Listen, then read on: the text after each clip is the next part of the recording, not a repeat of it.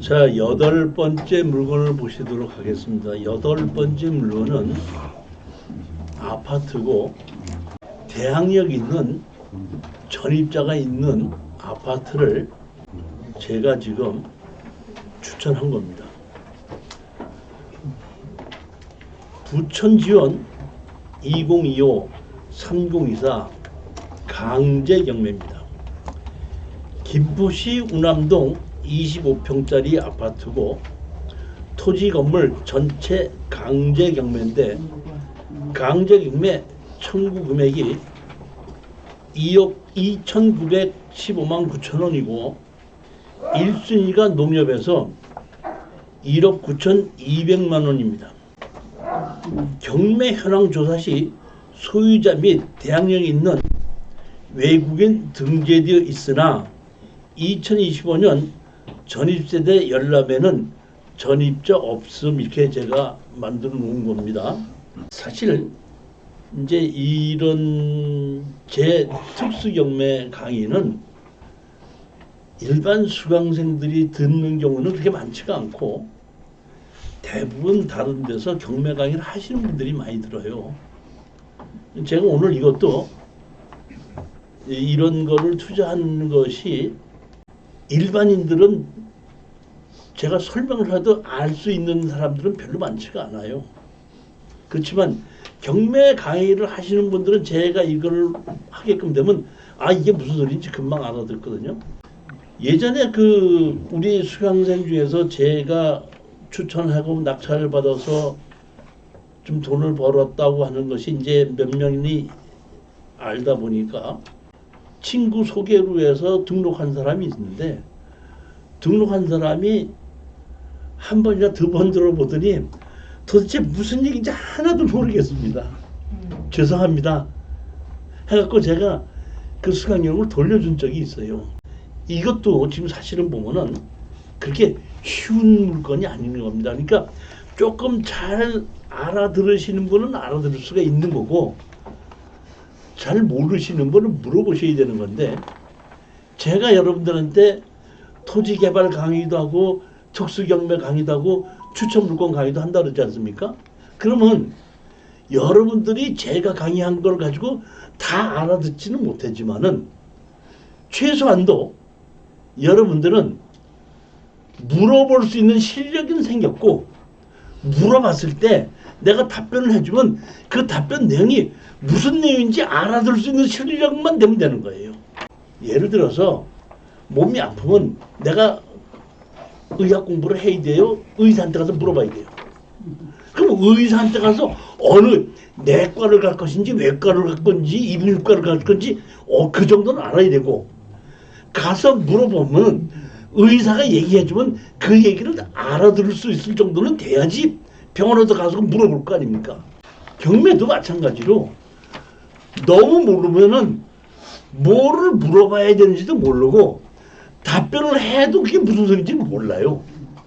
그러니까 여러분들이 제가 추천 물건을 하고 아까도 말씀드렸지만 뭐 제가 밴드에 공개 강의 밴드에 있는 그런 물건을 올린다고 하면은 그런 물건을 들으면서 자기가 특수경매를 익힐 수 있는 저 대신 그것만 들었다고 모든 것을 다 해결할 수 있다고 생각하시면 안 되는 겁니다.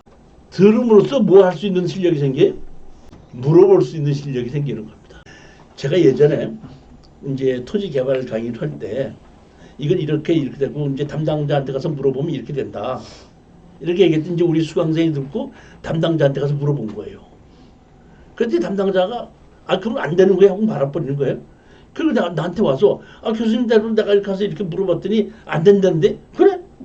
그럼 나하고 같이 가자. 그래서 내가 가서 이렇게 물어봤더니 그럼 이렇게 하면 됩니다. 얘기하거든. 그러니까 그 수강생 이상하네. 내가 가면 안 된다고 했는데 왜 교수님이 가면 된다고 합니까? 그러거든. 이 얘기는 무슨 얘기는 간단한 겁니다. 담당자는 전문가거든요. 물어보는 사람이 물어보는 내용을 보면은 어느 정도 안다는 걸 알기 때문에 거기에 맞게끔 설명을 해주는데 물어보는 순간에 이건 너무 모르기 때문에 내가 설명을 해줘도 못 알아듣겠구나 그러면 담당자는 강의를 하는 것이 아니라 안 되는 거예요. 그리고 말아버리는 거예요. 물어보는 것도 어느 정도 실력이 있어야지 물어보는 거고, 강의를 들으면서 모든 걸 다 해결하는 것이 아니라 물어볼 수 있는 실력이 생기고, 물어봤을 때 내가 얘기를 해주면 본인이 판단할 수 있는 능력을 만들어주는 거지, 내가 투자하라고 하는 것이 아니라, 투자는 본인이 해도 되겠는가 안 해도 되겠는가 판단을 본인이 할 수 있게끔 설명을 해드리는 거예요. 절대 제가 여기에 추천 물건 들어갔다 이종실이가 추천했으니까 무조건 들어가면 된다 이렇게 생각하시면 안 됩니다.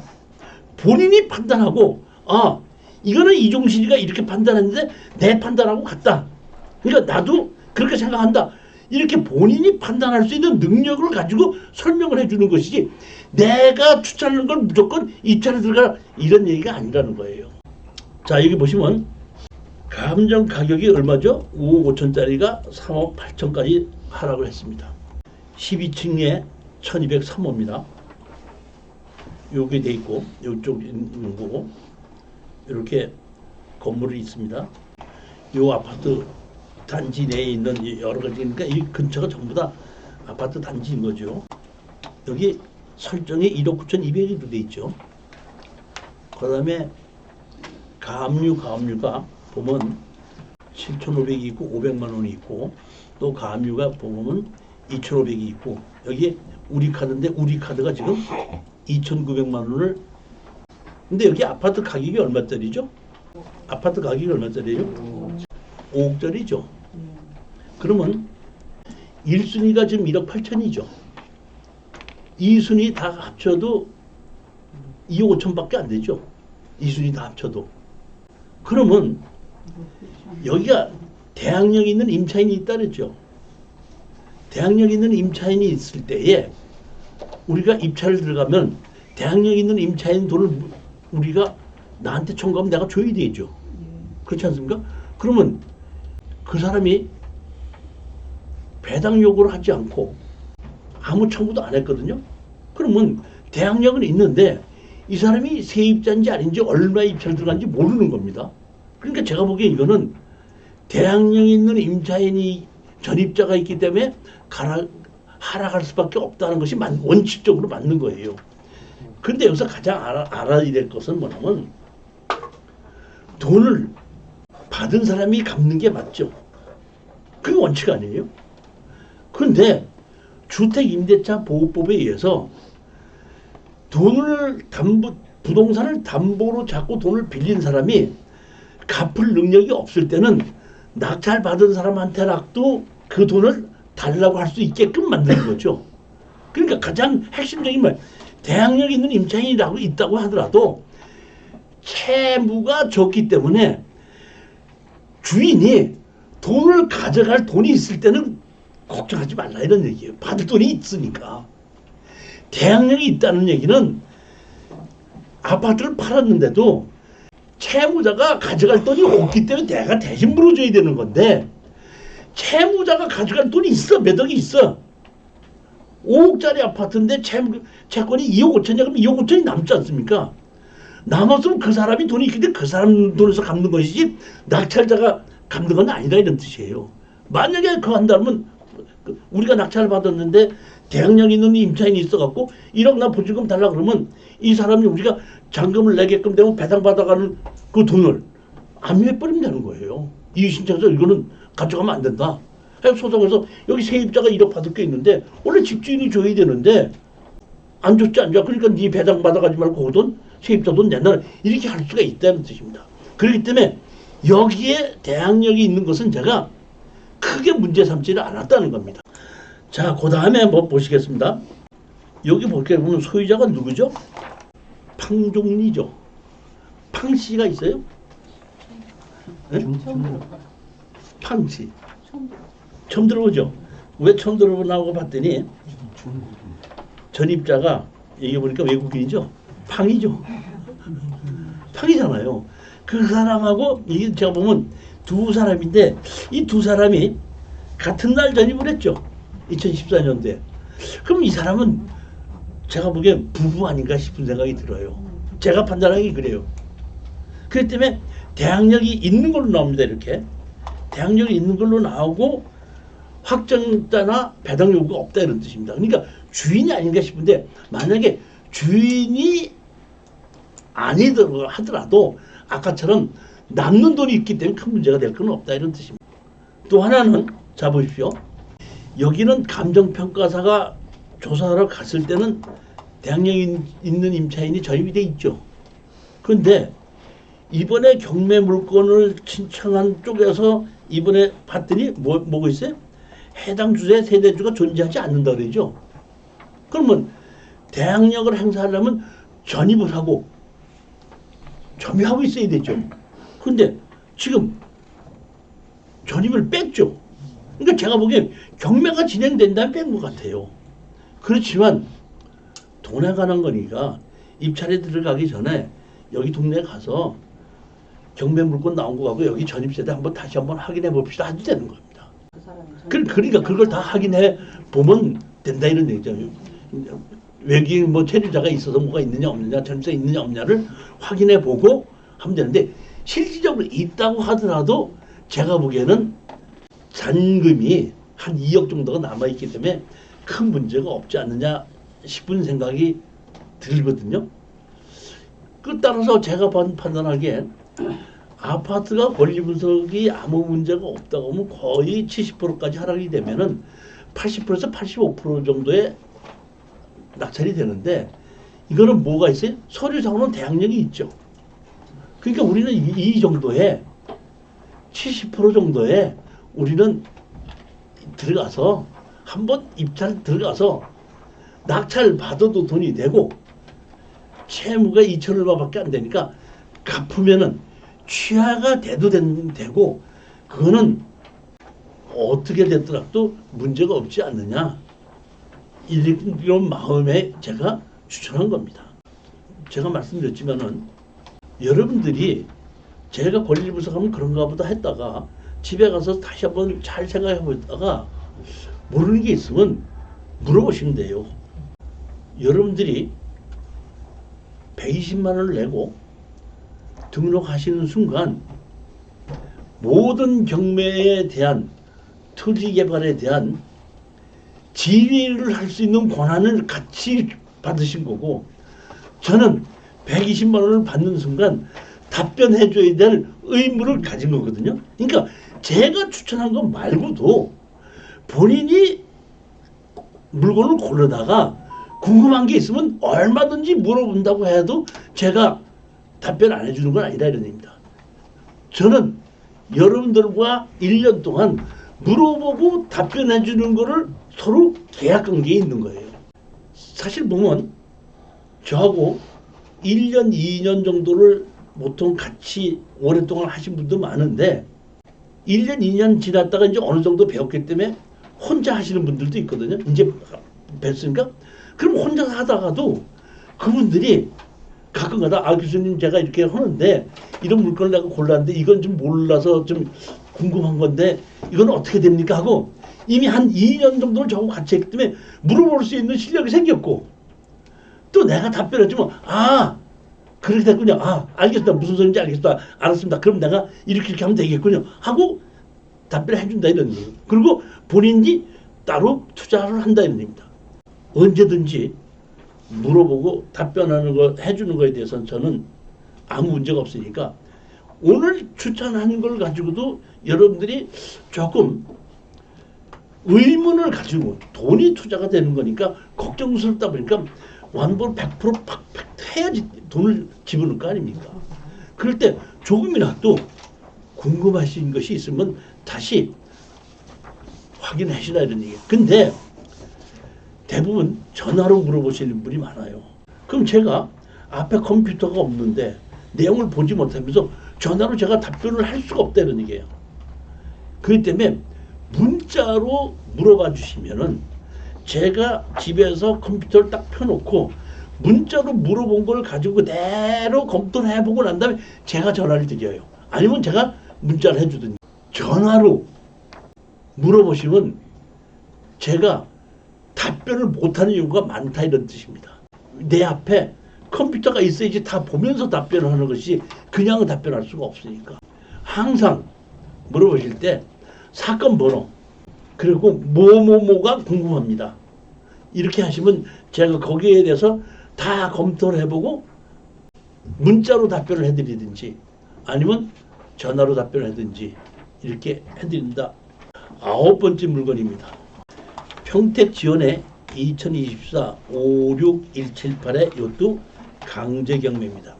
근데 이거는 뭐냐면은 7분의 2 지분 강제 경매입니다. 자산관리 대부에서 사회 행위 취소로 대위 상속을 시켜놓고 강제 경매로 1,900만 원의 청구금을 한 겁니다. 자, 오늘 공개 강의 오신 분들이 좀 있는데 제가 지분 경매를 많이 추천을 해요. 특수경매 입문이 지분 경매에서부터 할 줄 알아야 되거든요. 우리는 제가 한 10몇 년 전에 우리 수강생들한테다가 추천 물건을 아파트 지분을 추천했더니 그때는 아무 소리 안 하고 가만히 있다가 다 사람들 가르고 나니까 한 수강생이 조용히 오더니 전대로다가 교수님 아파트 4분의 1 지분을 사서 뭐에다 써먹습니까? 그러다가 뭐에다 써먹어요? 아니 아파트 4분의 1 지분 사서 뭐에다 써먹어요? 뭐에다 써먹냐? 팔아먹는 데 써먹는 겁니다. 누구한테? 집 주인 노릇을 하는 사람에게. 그 사람이 내 지분을 사지 않으면 그 사람이 주인 노릇을 못하게끔 만들어버릴 수 있는 권한이 있거든요. 그렇기 때문에 가장 중요한 건 지분 경매에서 가장 중요한 것은 뭐냐면은 이 부동산에 주인 노릇을 하는 사람이 있느냐예요. 형제가 같이 상속을 받았거든요. 근데 거기에 누가 사서 모친이 살아오셨어요. 근데 모친이 요양병원에 가셨어요. 그러면 주인 노릇 하는 사람이 있어요, 없어요? 그건 아무도 안 사요. 근데 모친이 그 집에서 살고 계세요. 그럼 주인이 누구죠? 모친이죠. 주인 노릇 하는데 그 모친이 내 집을 사요? 안 사요? 안 사는 게 아니라 못 사는 거지. 안 사는 게 아니라 못 사는 거예요. 그럼 할 수 없이 내가 아까 얘기했죠. 뭐라고? 주인 노릇을 하는 사람이 주인 노릇을 못하게끔 만들 수 있다 그랬죠. 그러니까 나는 아무도 안 사니까 다 팔아서 나누자고 소송을 했어요. 소장을 냈더니 누구한테 갔나 했더니 제일 큰 며느리한테 소장이 갔어요.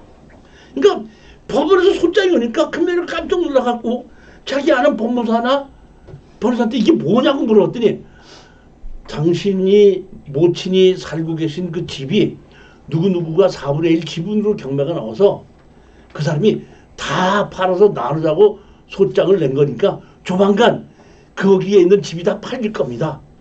그러니까 이제 그 며느리가 그 변호사한테 물어요. 그럼 그 노인네는 어디로 가는데요? 글쎄 뭐 큰아들네 집으로 오겠죠. 예? 우리 집으로 오신다고요? 듣자마자 저한테 전화 왔습니다. 얼마에 파실래요? 무슨 얘기인지 이해가셨죠?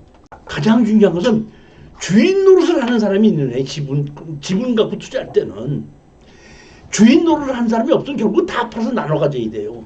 시간도 오래 걸리고 경매로 팔다 보니까 하락합니다. 다시 말하면 제가 이런 거를 이렇게 하기 위해서 협상을 하기 위해서 소송 경매라는 책을 냈거든요. 그랬더니 출판사에서 뭐라고 얘기했냐면 전문가들이 보더니 이런 거를 책으로 낸 건 아주 대단한 실력이지만은 책은 안 팔린다는 거예요. 출판사에서. 그 출판사 사장이 그래요. 교수님 화내지 마십시오. 내용은 엄청나게 좋은데 책은 안 팔리고 있습니다. 왜요? 그랬더니 내가 경매로 해야지 무슨 소송을 합니까? 내가 소송해서 이기려고 한 것이 아니라 소장이 들어가서 다 팔아서 나누자고 하다 보니까 협상장을 끌어내기 위한 소송이지 소송에서 이기자는 얘기가 아니에요. 그렇기 때문에 변호사를 선임을 해서 이기려고 하는 소송이 아니라 나홀로 소송 또는 법무사한테 몇십만 원 줘서 소송을 시키게 돼서 주인 노릇을 하는 사람을 협상장으로 끄집어내서 네가 협상을 나하고 안 하게끔 되면은 네가 이런 정도의 손해를 볼 수 있다. 하는 걸 가지고 하는데 협상을 할 때 어떻게 보면 나쁘게 얘기하면 이런 걸 보고 뭐라고 얘기하죠? 알박이라고 그러죠. 알박이가 좋은 거예요, 나쁜 거예요? 알박이가 좋은 거예요, 나쁜 거예요? 좋은 겁니다. 아니지. 참. 알박이가 되는 거는 뭐냐면 정상적인 가격으로 매도를 하면 알박이가 아니에요. 근데 알박이는 정상적인 가격에 2배, 3배 달라고 했기 때문에 알박이가 되는 거거든요. 그러면 내가 지분으로 4분의 1 지분이다 보니까 반 가격으로 하락했거든요. 그때 그 큰 며느리가 저한테 전화했어요. 얼마에 파실래요? 감정가에 주세요. 그게 알박이에요? 해결이 되는 거예요. 따라서 지분이나 이럴 때는 정상적인 가격일 때는 안 사는 거고, 내가 가격이 하락했을 때 내가 매도 가격을 감정가에 팔아도 내가 돈이 남겠다고 하락했을 때 낙찰을 받아서 감정가에 팔고 나오는 겁니다. 그게 지분경매 시작인데, 이거는 아파트가 지금 얼마짜리죠? 8,200이죠. 뭐가? 7분의 2가. 약 3분의 1이 8,200이라는 얘기는 이거는 3배를 보게 되면 2억 4천짜리 아파트죠. 어떤 생각해보는 2억 4천짜리 아파트를 여기에 살고 계신 분 때문에 1,900만 원 때문에 다 팔아야 돼요. 이걸 갚아서 해결해야 돼요. 갚아서 해결해야 되겠죠. 그러니까 저는 이거는 주인이 살 것이 아니라 취하될 것이라고 생각하고 추천한 겁니다. 여기에 누가 산다 그랬죠? 지금 채무자의 모친이 산다. 이렇게 아파트 같은 경우도 있지만은 이제 시골 집인 경우에도 이런 경우가 많거든요. 그랬을 때 제가 항상 하는 얘기는 뭐냐면은, 그런 거에 시골 집을 입찰에 들어갈 때는 동네 이장한테 가서 저기 누구가 살고 있는데 거기에 식구가 누가 있느냐, 자식들이 돈이 얼마큼 있느냐 하게끔 되는 거 보게끔 되면은 이건 자식들이 돈을 내서 해결하겠구나, 해결하려면 금방 아는 겁니다. 그렇지만은 아파트인 경우에는 간단히 취하 안 되더라도 내가 7분의 2이지 않습니까? 앞에 공인중개사 가서 경매를 집어넣을 것도 없어요. 다 팔아서 나눕시다. 75%에 사갖고 95%에 팔아도 20%는 남잖아요. 그런데 내가 같이 가서 여기 거주하시는 분에게 우리 같이 공인중개사한테 가서 팔읍시다 했더니 그럽시다 하면 좋은데 싫어야 할 수도 있죠. 나 못해요. 그럴 때는 어떻게? 네가 내 지분도 사용하고 있으니까 너 내 지분을 사용하는 것을 지료를 내라 해놓고, 우리가 7분의 1을 낙찰 받았는데 7분의 5를 다른 사람이 갖고 있는 걸 그거를 압류를 하고 그것만 경매로 집어넣어서 공유자 우선 매수로 가져올 수도 있습니다. 만약에 지분권자가 협상을 안 하고 버텼을 때. 따라서 이런 부동산은 우리 이제 수강생들 중에서 교수님 저 시드머니가 별로 없습니다 하시는 분들이 이런 거 들어가서 그냥 몇백만 원 정도로 그냥 간단하게 벌 수 있는 것이 이런 겁니다. 가장 빨리 해결하는 것이 이런 겁니다. 많은 돈이 없이 이렇게 지분으로 취하될 수 있는 거, 이런 권리 분석 이런 것만 골라내서 하게끔 되면은 작은 돈으로도 가장 빨리, 이런 거는 보통 보면은 2개월에서 3개월 안에 해결이 돼요. 만약에 잔금을 냈다고 하더라도, 만약에 취하돼서 잔금을 냈다고 하더라도 그 앞에 공인중개사한테 가서 금매 가격으로 5%만 낮추면은 한두 달 안에 팔립니다. 아파트는 경매까지 분할하자고 할 필요도 없습니다. 근데 그것도 못하게끔 하고 취하도 안 시키고 끝까지 버틴다고 할 때는 지료 청구를 해서 상대편 지분만 강제 경매로 집어넣으면서 내가 공자 우선 매수로 갖고 오게끔 되면은 시간은 한 1년에서 2년 걸리겠지만은 수익은 그만큼 더 많아질 수 있다는 얘기죠. 지분을 7분의 2 지분을 받아가지고 그 아파트 전부 다 내가 가지고 흔드는 거예요. 그럴 수 있다 이런 얘기죠. 한번 권리 분석을 볼까요? 여기 아파트가 이렇게 돼 있고 방이 4개짜리입니다. 여기 3층인가 돼 있고, 이 아파트도 이게 큰 단지 안에 이쪽 2동이 있는 겁니다. 평택시청 옆에 있는 거죠. 현대시청 있고, 여기가 누구였었죠?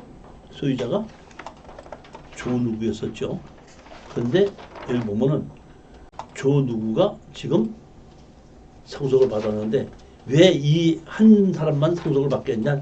여기 조원영이도 있는데 이도 같이 상속을 받아야 되지 않냐고 강제 상속을 시켰는데, 여기 보게끔 되면은 모친이 거주하는 걸로 돼 있거든요. 근데 모친도 같이 상속을 받아야 되는데 모친이 상속을 받지 않고 자식이 상속을 받았다는 뜻은 제가 보기에는 그런 것이 아닌가 싶은 생각이 들어요. 보면은 그런 수도 있습니다. 예전에 이런 경우에 낙찰을 받아가지고 협의가 안 돼가지고 다 팔아서 나누자고 할 수 없이 소송을 했더니 거기에 한 분이 나와가지고 아니 뭐 다 팔아서 나누는 거 동의합니다 그러더라고. 그래서 이제 나오면서 거기 모친이 살고 계신데 다 팔아서 나누자고 어떻게 해요 그랬더니 거기에 법원에 나왔던 그분이 그 여자요 그러더라고.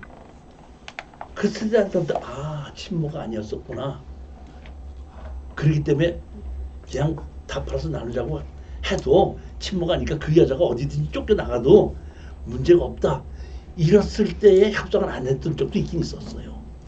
한 10년 전에 얘기인데, 근데 제가 이것도 딱 보면서 친모 같으면은 상속을 같이 했고 대위 상속을 했다고 그랬을 때는 예를 들어서 형제가 넷 있으면 거기 부분만큼만 대위 상속을 시키는 거거든요. 7분의 2다 그러면 7분의 3은 모친인 거고, 근데 모친은 아니다 보니까 그냥 따지게끔 되면 모친이 있고 딸 둘이 있는데 모친하고 모권은 상관하지 않고 딸 하나의 지분만 강제로 상속을 시켜갖고 거기에 대한 경매를 집어넣는 게 아니라 저로서는 그렇게 판단하는 겁니다. 그렇기 때문에 이거는 1900 정도라고 그러면은 아마 취하될 거고, 이런 정도 금액으로 우리가 취하를 한다 그러면 취하 동의서를 받는다 그러면은 싸게 받으면 300만 원 받고 좀 많이 받았다가 한 500만 원 받아도 되는 겁니다. 아까처럼 취하 그 금액이 많을 때는 한 1000만 원 달라고 해도 되고, 그때는 한 300만 원, 500만 원 이런 정도로 취하 동의를 해달라고 해도 저는 그런 물건으로 보는 겁니다. 아니 이제 아까도 말씀드렸지, 이제 내가 취하 동의서를 찍어주잖아요. 그러면 돈을 내를 5를 받고 찍어줬으면 취하를 해야 될 거 아니에요.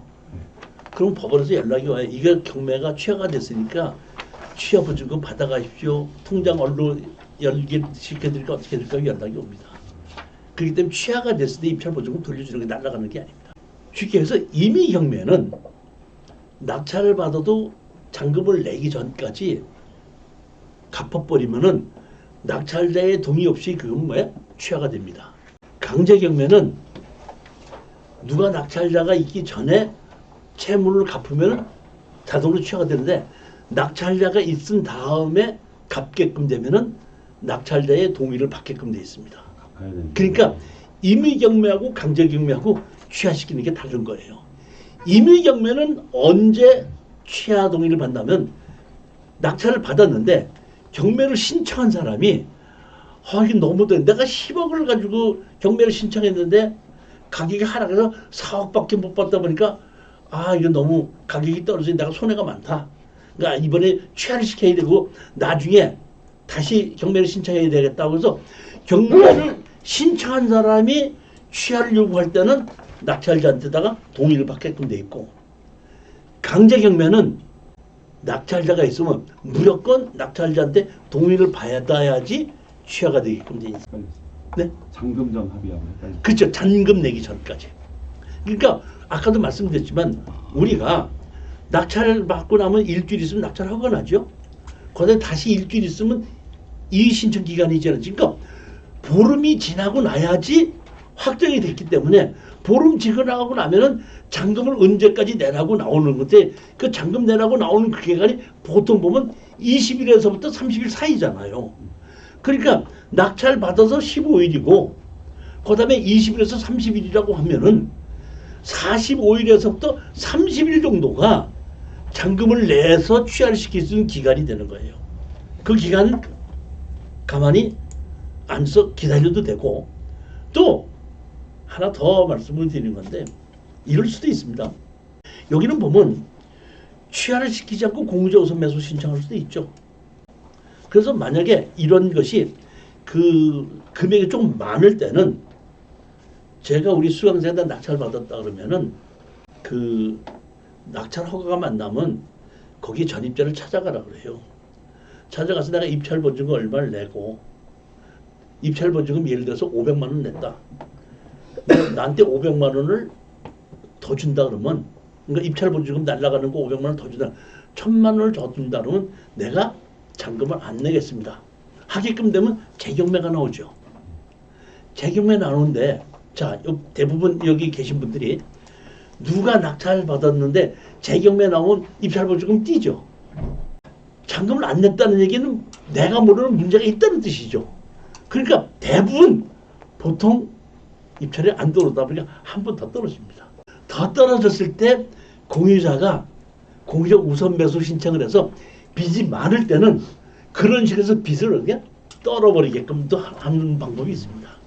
이제 이거는 제가 우리 수강생들 중에서 그런 방법을 해둔 건, 이런 방법을 했던 거는 이제 옛날 실전 사례를 갖고 강의를 하는 것이 있고, 지금은 그렇게 하지 않고 현재 나와 있는 것만 가지고 하다 보니까 제가 이런 게인데, 또 나중에 그런 물건이 나오게끔 되면 그런 걸 내가 설명을 드려요.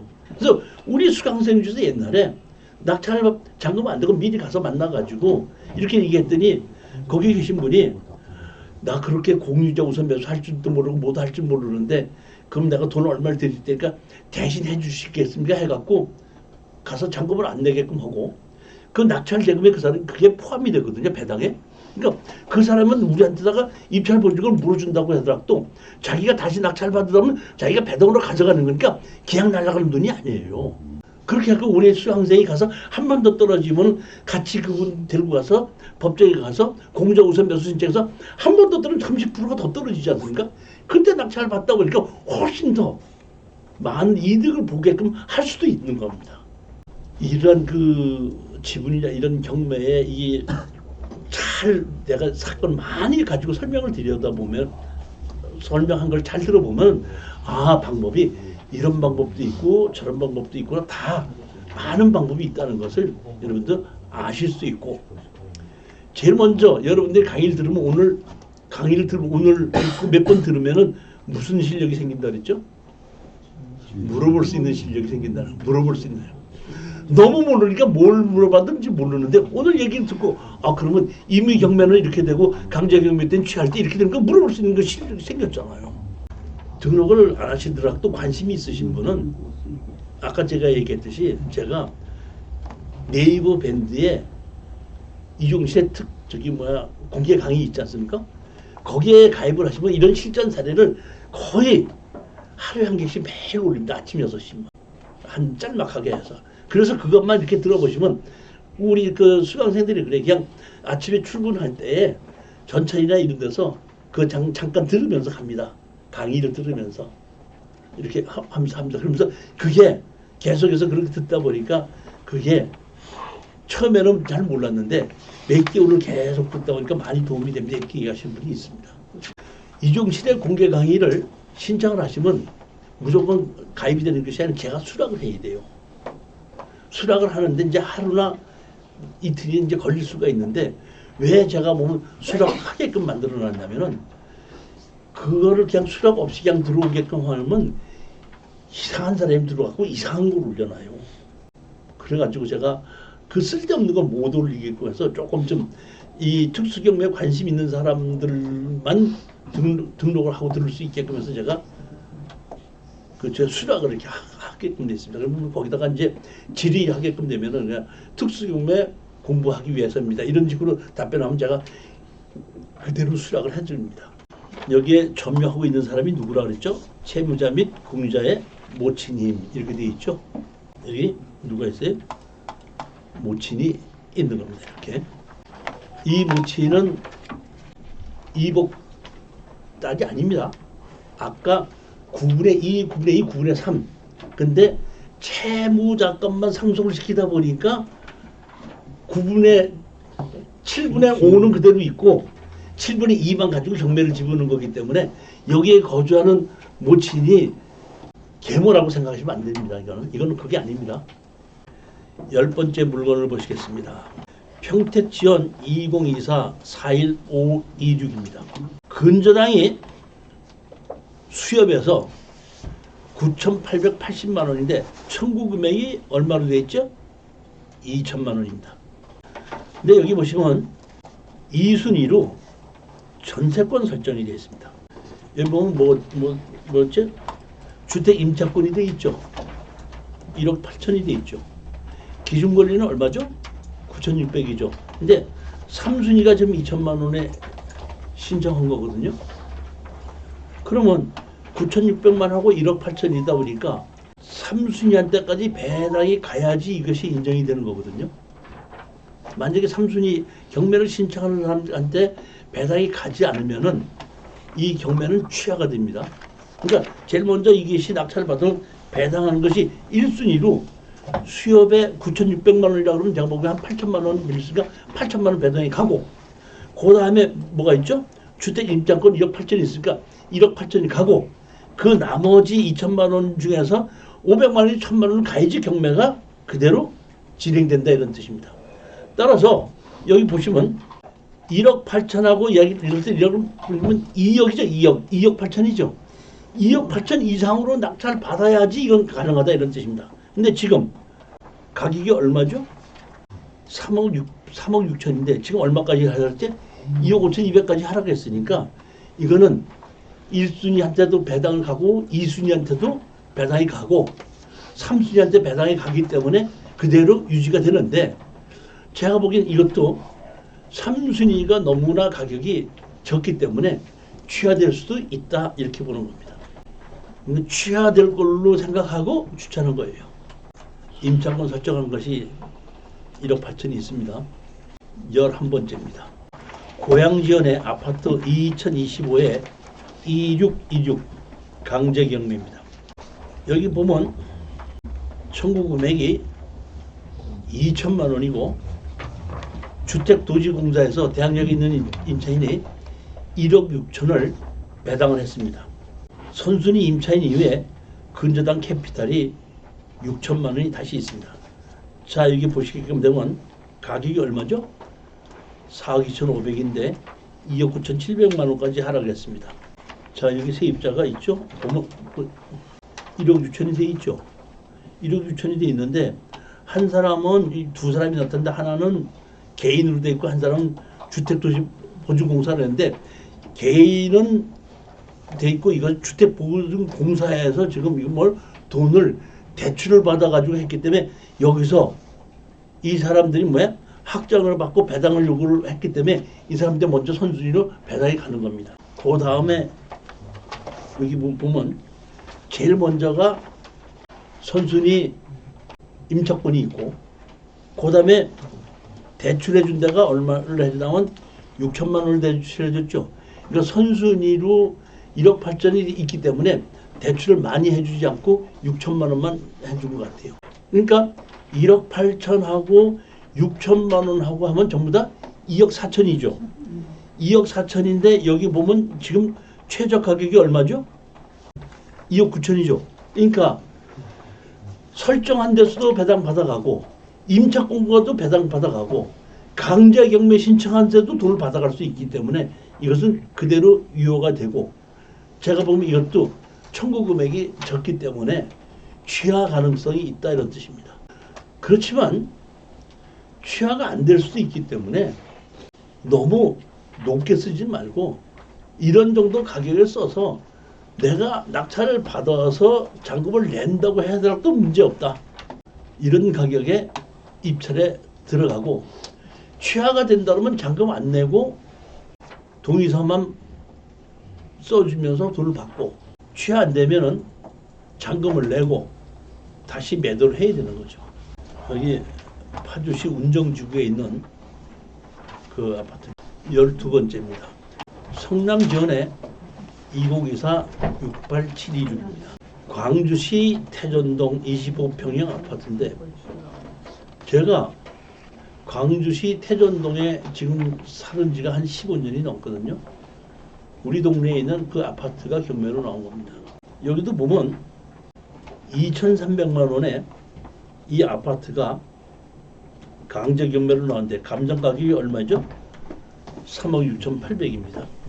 이 아파트가 지어진 지는 조금 이 동네에서 같이 상당히 오래된 아파트는 많지만은 여기 아파트의 이 동네가 지금 지구단위 계획에 의해서 많은 아파트들이 들어서면서 아주 활발하게 바뀌었기 때문에 거주하고 살기는 아주 상당히 좋은 건데 제가 본 데는 이것도 취하될 확률이 거의 98% 이상으로 저는 보고 있습니다. 근저당 설정 아무것도 없이 3억 8천짜리 아파트가 2,300만 원 때문에 경매를 날린다는 것은 거의 우리가 생각 안 해도 되죠. 제가 제일 부러운 것이 자동차를 사면서 할부 안 하고 그냥 사는 사람들, 아파트를 사면서 대출 안 받고 사는 사람들, 대출 없이 아파트 산 사람이에요. 이 사람이 2천만 원 때문에 이 아파트 던지겠느냐고요. 한번 생각해 보자고요. 이건 낙찰 받으면은 취하되는 건 거의 정말 특별한 일이 아니면은 취하가 된다고 보기. 제가 이거를 찾아갖고 와서 여러분들한테 추천하니까 뭐 그런가 보다 하지만은 제가 이런 거를 찾으려면 저도 전문가지만은 제가 보통 이게 추천하는 물건이 15개지 않습니까? 제가 하는 것을 한 100개를 뽑아요. 100개를 뽑아서 다 권리 분석을 해보고 나름대로 해보고 50% 60% 확률만 있어서 제가 추천을 안 하고 거의 80% 90% 이상의 확신이 갖췄을 때 제가 거기서 한 14개 15개 골라서 추천을 하는 거거든요. 여러분들이 한번 이거 찾아보라고 한번 찾아보세요. 이렇게 그 3, 4억짜리 아파트가 설정 없는 걸로 한 2천만 원 정도로 강제 경매로 나오는 거 한번 찾아보라고 한번 여러분 찾아보세요. 쉽게 찾을 수 있나? 그렇지 않다는 겁니다. 1,504호고 여기 아파트가 방이 3개짜리인데 25평짜리이기 때문에 여기에 쌍용 아파트입니다. 여기가 태전동 아파트인데 여기 요 아파트인데 예전에 요 아파트하고 여기밖에 아파트가 없었는데 지금 여기 전부 다가 아파트가 생겼어요. 이 동네가 전부 다가 근저당 설정이 아무것도 없이 그냥 채권자가 2,300만 원만 그냥 했기 때문에 이거는 취하될 거라고 본다 이런 얘기입니다. 제가 아까 네이버에 밴드를 가지고 설명을 드렸는데 네이버의 밴드뿐만 아니라 이게 블로그도 있어요. 예를 들어서 개발행위 허가 지침 뭐 이런 것이 국토교통부에서 새로 뜬단 말이에요. 그럼 그 자료를 파일로 해서 여러분들한테 주기 위해서는 이 블로그에서 제가 보도 자료라는 걸 만들어 놓고 그 우리가 부동산 투자하는데 가장 필요한 보도 자료가 나오면 여기 올리는 겁니다. 예를 들어서 이제 26년도에 무허가 건물 양성한다고 했죠. 그런 양성화를 어떤 조건을 어떻게 한다는 것이 보도 자료를 떴으면 그 보도 자료 뜬 거를 여기 부동산 투자 마술사 이게 뭐야? 보도 자료에 보게끔 돼 그걸 그대로 올려놨기 때문에 여러분들은 여기 들어가셔서 부동산 투자 마술사 블로그에 들어가셔서 보도 자료를 그 제목을 보고 다운로드 받아가지고 여러분들이 컴퓨터에 저장하고 그대로 출력해서 보시면 아 보도 자료가 어떤 것이 어떻게 나와 있구나 하는 것을 여기서 보실 수 있습니다. 공개 강의는 동영상으로 제가 강의한 내용이 있고 여기는 블로그에서는 자료를 다운받을 수 있는 겁니다. 여기 보면 뭐도 있냐면 제가 공유물 분할 청구 소송을 했지 않습니까? 그 공유물 분할 청구 소송한 거에 대한 그 내용도 여기 보게끔 되면 전부 다 그 자료가 다 있습니다. 철거하고 나가라, 지를 달라, 소송했던 거, 답변 받았던 거 이런 것도 여기 보게끔 그 내용이 다 있는데 국토교통부에서 한 자료는 보도자료로 만들어놨고 그 소송 자료는 이름도 있고 주소도 다 있기 때문에 제가 화면으로 캡처를 해갖고 이름이나 뭐 지우고 난 다음에 그 내용만 제가 올려놨거든요. 그러니까 그거는 여러분들이 따로 보시고 따로 빼야 돼요. 그러니까 파일로 해서 전부 다 받을지는 못해. 그거는 소송에 관한 거기 때문에 그걸 내가 막 자료를 돌릴 수는 없지 않습니까? 그렇기 때문에 캡처를 해서 이름하고 주소는 지우고 소송한 내용, 답변서 내용, 판결문 내용 이런 거는 그것이 캡처를 해서 사진으로 올라가 있고 밑에 보도 자료에는 파일로 되어 있기 때문에 거기 들어서 다운받으시면 되기 때문에 그런 자료를 다운받거나 소송했던 내용을 보시고 싶으신 분은 부동산 투자 마스터 블로그로 들어와서 보시면 된다 이런 뜻입니다. 이번에 MPL 투자는 아까는 공장이었었고 지금의 거는 농지입니다. 농지를 가지고 MPL 투자하는 걸 보겠습니다. 제일 첫 번째입니다. 소산지원 2024-60730입니다. 농지가 얼마죠? 852평인데 설정이 3억 6,400으로 되어 있고 청구 금액이 얼마예요? 3억입니다. 3억인데 지금 얼마까지 하라고 했죠? 1억 6,400까지 하라고 했죠. 농지가 개발해서 파는 것은 지금 아주 위치가 좋은 곳이 아니면은 별로 그렇게 마진이 많이 남지 않아요. 특히 이렇게 답인 경우에는 흙을 한 1m를 돋아야 되잖아요. 흙 1m 돋우는 걸 내가 돈 주고 한 1,000평 정도를 메꾼다 그러면 몇 천만 원 들어가요. 따라서 답하고 전이 있을 때 전인 경우에는 흙이 돋아져 있기 때문에 농지 전용만 받아갖고 바로 건물을 질 수가 있을 때와 답이 돼서 건물을 지려면 내가 흙을 돋아야 될 때하고는 다르다는 얘기예요. 다시 말하면 전보다는 답이 더 낮게 낙찰을 받아야 된다는 얘기인데 지금 투자할 때 제일 농지 투자할 때 제일 좋은 거는 내가 개발해서 팔면 좋고 못 팔으면 농지 연금으로 받자 이런 얘기입니다. 농지 연금은 60세 이상이면은 누구든지 5년 이상만 농사를 지은 경력이 있으면은 연금을 가능합니다. 그렇지만 내가 연금을 받기 전까지 2년 이상은 직접 농사를 지어야 되는 겁니다. 따라서 여러분은 이런 것을 농지를 사게끔 되면은 내가 직접 영농계획서를 작성해서 농사를 짓고 그것 때문에 직접 짓고 팔리면 팔리고 안 팔리면 연금으로 신청한다. 연금으로 신청한다는 판단 얘기인데 연금은 감정 가격의 90% 공시지가의 100%로 우리가 농어촌 공사에다 매도한다 이렇게 보시면 되는데 일시불로 받는 것이 아니라 한 달에 몇십만 원씩 받는데 보통 보면은 60세 되신 분이 감정 가격이 12억 정도쯤 되면 월 돌아가실 때까지 300만 원 정도 받을 수 있습니다. 그러면 자 보십시오. 농지연금도 있고 주택연금이 있죠. 주택연금이 좋아요? 농지연금이 좋아요? 아니 돈이 되는 게 좋죠. 자 그럼 내가 뭐야 돈이 되는 게 좋냐면 주택연금은 10억짜리 아파트를 5억 주고 살 수는 없죠.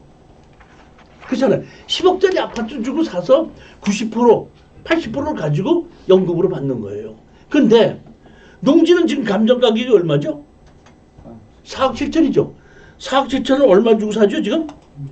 1억 6천 주고 사죠. 그러니까 4억짜리를 2억 주고 사서 4억을 가지고 연금을 신청한다면 거기에 얼마라 그랬죠? 90%라고 그랬죠.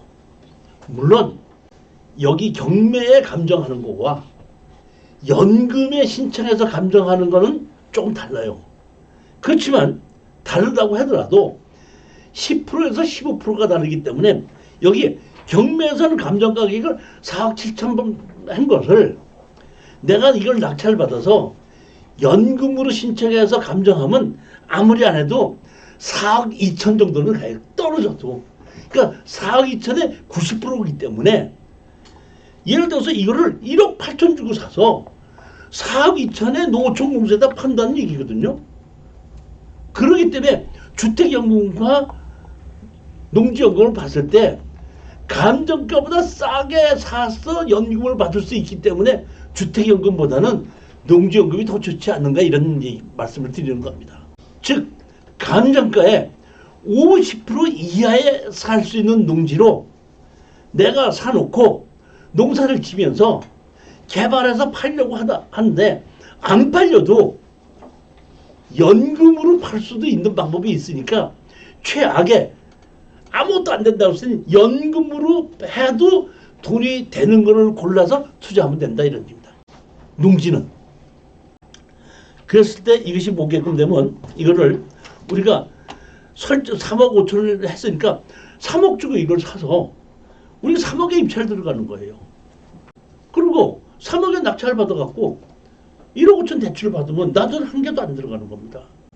그렇게 해서 투자해서 농사를 한 5년 짓고 있다가 연금 받을 때쯤 돼서 그거 갚아버리고 연금 신청은 되지 않냐 이런 것으로 추천하는 겁니다. 이 연금은.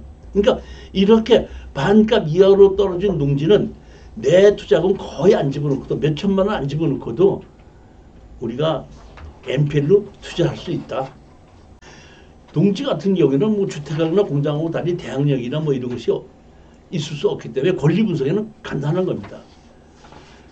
뭐만 보면 되냐면은 주변이 환경이 어떻게 돼갖고 앞으로 여기가 주변 환경이 개발이 될 수 있는 환경인가 아닌가만 보고 가격이 50% 이하로 살 수 있느냐 없냐 그것만 보고 결정하면 되는 겁니다. 여기는 보면 당진시 송화읍인데 뭐죠? 계획관리적으로 되어 있는 곳입니다. 당진시 송화읍입니다. 이게 보면 행남도 건너가지고 바로 오게끔 되면 제일 첫 번째 그 당진 인터체인지에서 나가면 거기가 송화읍이죠. 여기 지금 답이 그러니까 지목은 전으로 되어 있는데 실질적으로는 답으로 쓰고 있더라고요. 그래서 보면은 개발한다고 하더라도 흙을 메꿔야 되기 때문에 흙을 돋아야 되는 비용이 이제 이게 보면은 겨울에는 흙을 못 돋우고 일단 농사를 시작하지 않습니까?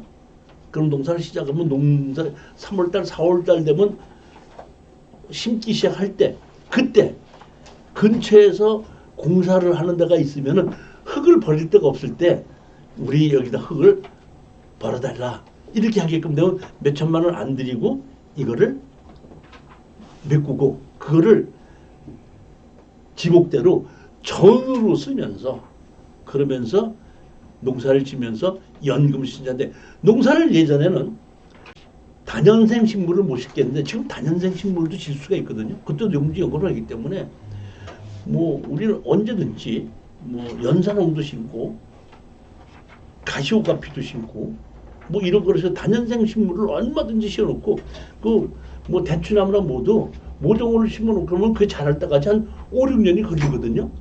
그때까지 그냥 가끔 가다가서 풀만 잘 없애주게끔 되면은 농사 짓는 것도 지금 그다지 어렵지 않다는 겁니다. 여기 보시면 3억 6천을 설정했고 3억을 청구했습니다. 부동산이 워낙에 하락을 하다 보니까 이렇게 대출해 준 곳에서 자기 대출해 준 금액을 회수를 못하는 게 참 많아요. 14번째 물건입니다. 이건 성남지원입니다. 광주시 도청면입니다. 2025 15169 이렇게 돼 있는데 이건 지금 감정 가격이 13억에서 4억 6천까지 하락을 했습니다. 여기 봤더니 이게 전원주택지거든요. 워낙에 전원주택지인데 제일 내가 여기서 보고 이게 제가 웃었던 것이 뭐냐면 이겁니다. 여기 있는 것이 이것이 매각으로 나왔는데 여기 보기끔 되면 이거 보면 다리 있죠. 여기 다리 매각 제외 이렇게 나왔습니다. 다리 매각 제외예요. 자 그러면 여러분 이걸 낙찰 받으면 다리 주인한테 살구수납 받아야 돼 안 받아도 돼? 그좀 그러니까 우리 사장님한테 이제 도로에 대한 강의를 좀 들으셔야지 되는데 잘 보십시오. 이게 우리가 맹제 건축법상 도로 만들 중에서 다리 놓기라는 것이 있습니다. 다리를 놓는데 내 땅이야 국유지야? 국유지죠. 그러면 내가 다리를 놓는다면 국유지 국가에다가 허락을 받아야 되죠. 그 허락을 할 때 내가 다리 놓는 이유를 신청해야죠. 다리를 설치하는데 설치 목적 있지 않습니까? 설치 목적 여기 들어가는 뭐야? 땅에 진출임도 있었을 거야. 그러니까 도로의 주인이 맞고 못 맞고 하는 것이 아니라 국유지 허락을 받을 때 이 다리는 이 앞에 몇 필지의 진입 도로로 사용하기 위해서 도로가 설치됐다 했기 때문에 여기에 진입하는 사람을 막지 못한다 이런 뜻입니다.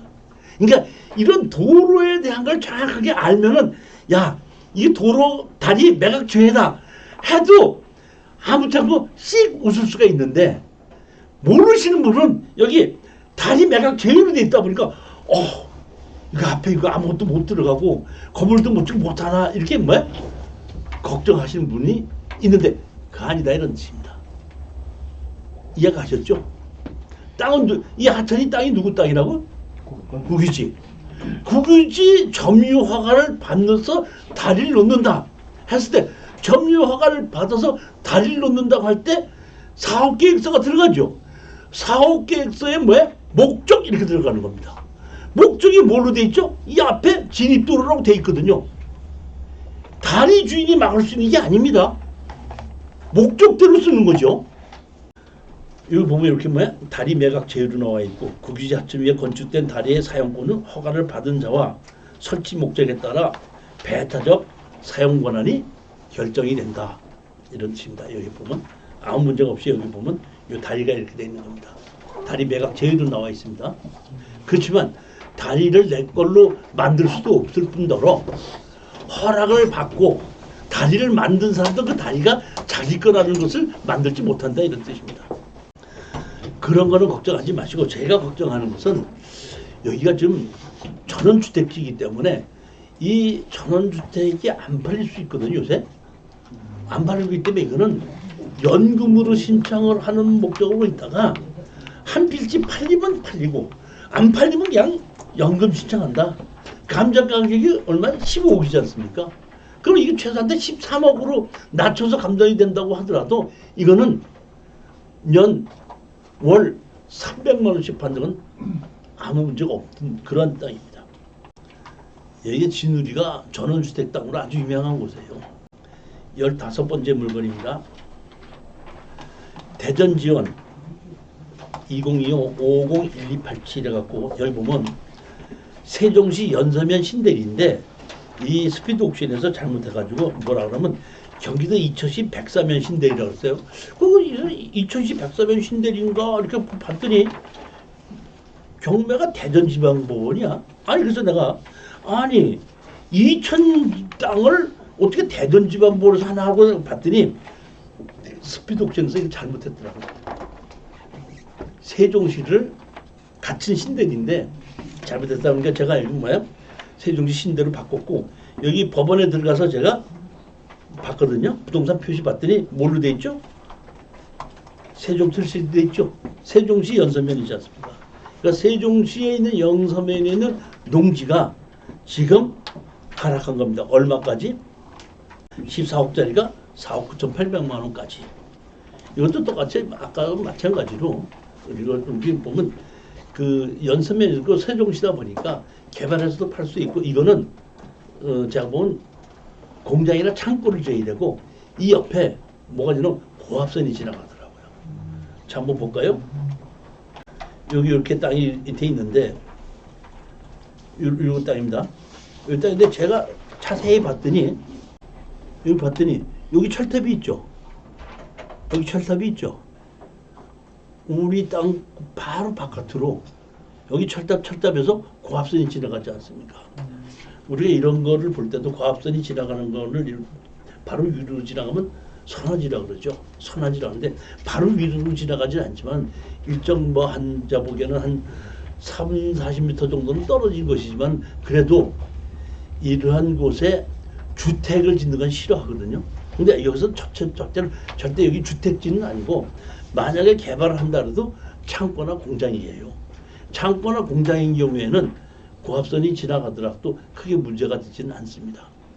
그렇기 때문에 여러분이 한번 이것도 잘 보시고 그걸 또 세종시다 보고 도로가 옆에 있기 때문에 공장이나 창고로 개발해도 되고 못한다고 할 때는 연금으로 매도해도 된다. 이렇게 생각하시고 투자를 하시면 되는 겁니다. 여기 NPL 투자 권유라고 적혀 있는데 이걸 NPL로 접근하는 그러니까 NPL 그 회사에다가 전화를 해갖고 이거를 얼마에 팔겠느냐 해가지고 투자하자 이런 거죠. 이것도 전부 다그 NPL 받을 가격하고 최저 가격하고 지금 차이가 많이 나요. 지금 볼까요? 얼마나 하나? 여기 청구 금액이 얼마 공동담보를 해가지고 보면은 임의경비 저당이 7억 8천하고 6억 2,400이 돼 있죠? 예. 그렇지 않습니까? 예. 근데 여기 청구는 얼마를 해놨죠? 32억에 해놨죠? 근데 이거는 하나가 아니라 한 서너 개의 물건을 공담으로 해서 같이 묶어놨더라고요. 그러니까 이것만 한다 그러면 뭐 10억을 준다든지 뭐 9억을 준다든지 하면은 그걸 우리가 그 NPL을 그것만 사서 투자를 해도 상관이 없지 않냐 이렇게 보는 거죠.